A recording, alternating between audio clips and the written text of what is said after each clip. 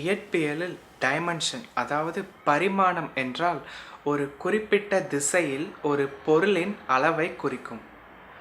நம்மை சுற்றியுள்ள அனைத்து பொருட்களும் 3 பரிமாணங்களை கொண்டது. ஆங்கிலத்தில் 3 டைமென்ஷனல் ஆப்ஜெக்ட்ஸ் என்று சொல்வார்கள். 4th டைமென்ஷன் அதாவது 4ஆம் பரிமாணத்தை பற்றி அறிவியல் என்ன சொல்கிறது என்பதை பற்றி பார்ப்பதற்கு முன்பு நாம் முதல் 3 பரிமாணங்களை புரிந்து கொள்ள வேண்டும். உதாரணத்திற்கு ஒரு காகிதத்தை எடுத்துக்கொள்ளுங்கள். இந்த காகிதத்தில் ஒரு புள்ளியை வைத்தால் இந்த புள்ளிக்கு திசைகளோ அல்லது அளவுகளோ கிடையாது. அதனால் இதற்கு பரிமாணங்களே இல்லை என்று சொல்லலாம். ஆங்கிலத்தில் இதை 0 டைமென்ஷன் என்று சொல்லலாம். அடுத்தபடியாக இந்த புள்ளியிலிருந்து எக்ஸ் ஆக்சிஸ் என்ற திசையில் ஒரு நேர்கோட்டை வரையலாம். இப்பொழுது இந்த கோட்டின் நீளத்தை நம்மால் அளக்க முடியும். இதனால் இதற்கு ஒரே ஒரு பரிமாணம் மட்டும் உள்ளது என்று சொல்லலாம். இதை ஆங்கிலத்தில் 1 டைமென்ஷன் அல்லது 1D என்று சொல்வார்கள். அடுத்து இந்த கோட்டிலிருந்து 2 பக்கங்களிலும் y ஆக்சிஸ் என்ற திசையில் கோடுகளை வரைந்து இதை ஒரு சதுரமாக மாற்றலாம். இப்பொழுது இந்த சதுரத்தின் நீளத்தை மட்டுமல்ல, அகலத்தையும் நம்மால் அளக்க முடியும். நீளம் அகலம் என இரண்டையும் நம்மால் அளக்க முடியும் என்பதால் இப்பொழுது இதற்கு 2 பரிமாணங்கள் வந்துள்ளது என்று சொல்லலாம். இதை ஆங்கிலத்தில் 2 டைமென்ஷன் அல்லது 2D என்று சொல்வார்கள். மேலும் இந்த சதுரத்திலிருந்து z ஆக்சிஸ் என்ற திசையில் கோடுகளை வரைந்து இதை ஒரு கியூப் அதாவது ஒரு கனசதுரமாக மாற்றலாம். இப்பொழுது இதன் நீளம் அகலம் மட்டுமல்ல, இதன் உயரத்தையும் நம்மால் அளக்க முடியும். நீளம் அகலம் உயரம் என 3ஐயும் நம்மால் அளக்க முடியும் என்பதால் இதற்கு இப்பொழுது 3 பரிமாணங்கள் வந்துள்ளது என்று சொல்லலாம். இதை 3 டைமென்ஷன் அல்லது 3D என்று சொல்வார்கள். இதை போலவே நம்மை சுற்றியுள்ள அனைத்து பொருட்களும் நீளம் அகலம் உயரம் என 3 பரிமாணங்களை கொண்டது. 1905ஆம் ஆண்டு ஆல்பர்ட் ஐன்ஸ்டீன் வெளியிட்ட ஸ்பெஷல் தியரி ஆஃப் ரிலேட்டிவிட்டி அதாவது சிறப்பு சார்பு கோட்பாட்டில் காலத்தை 4வது பரிமாணமாக ஐன்ஸ்டீன் கூறுகிறார்.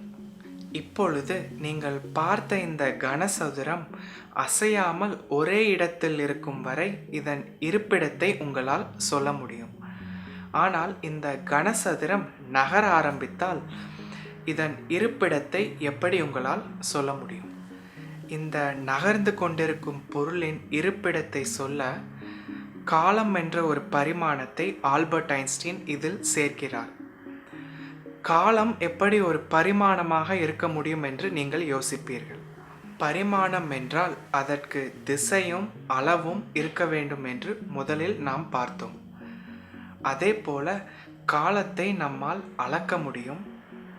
அதே சமயம் காலம் எப்பொழுதும் பின்னோக்கி செல்லாமல் முன்னோக்கி ஒரே திசையில் சென்று கொண்டே இருக்கும்.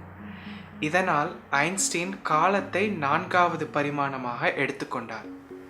இப்பொழுது காலத்தின் உதவியுடன் நம்மால் இந்த நகர்ந்து கொண்டிருக்கும் கனசதுரத்தின் இருப்பிடத்தை சரியாக சொல்ல முடியும். உதாரணத்திற்கு 8 மணிக்கு இந்த கனசதுரம் கீழே ஒரு குறிப்பிட்ட இடத்தில் இருந்தது என்றும் 9 மணிக்கு மேலே மற்றொரு குறிப்பிட்ட இடத்தில் இருந்தது என்றும் காலத்தை பயன்படுத்தி நம்மால் எளிதாக சொல்ல முடியும். முதல் 3 பரிமாணங்கள் கோடு, சதுரம், கனசதுரம் போன்ற வடிவங்களாக இருக்கும் பொழுது 4வது பரிமாணம் மட்டும் எப்படி காலமாக இருக்க முடியும் என்று உங்களுக்கு தோன்றும். ஆல்பர்ட் ஐன்ஸ்டீன் பொறுத்தவரை காலமே 4ஆம் பரிமாணம். ஆனால் ஜாமெட்ரி அதாவது வடிவவியல் பொறுத்தவரை 4வது பரிமாணமும் ஒரு வடிவம். இந்த 4ஆம் பரிமாணத்தின் வடிவத்தை நீங்கள் புரிந்து கொள்ள வேண்டுமானால் அதற்கு நீங்கள் முதல் 3 பரிமாணங்களை வேறொரு கண்ணோட்டத்திலிருந்து பார்க்க வேண்டும். மீண்டும் நாம் முதலில் பார்த்த புள்ளிக்கு வருவோம். ஒரு புள்ளிக்கு பரிமாணமே கிடையாது.